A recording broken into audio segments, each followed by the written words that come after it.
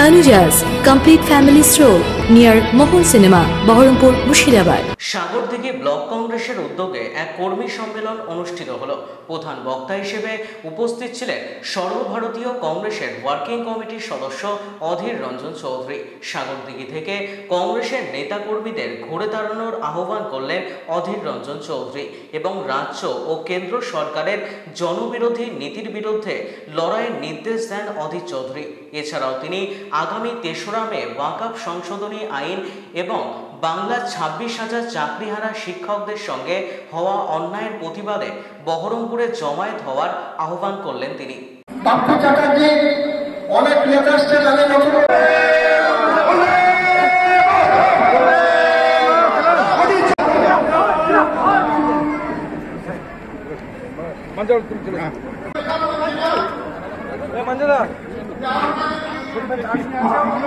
বাংলার তিনি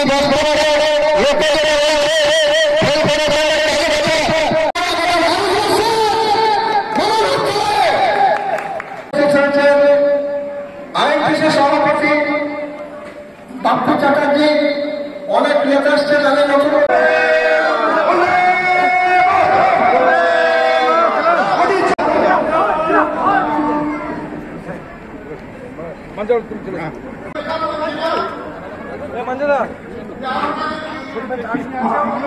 বাংলার তিনি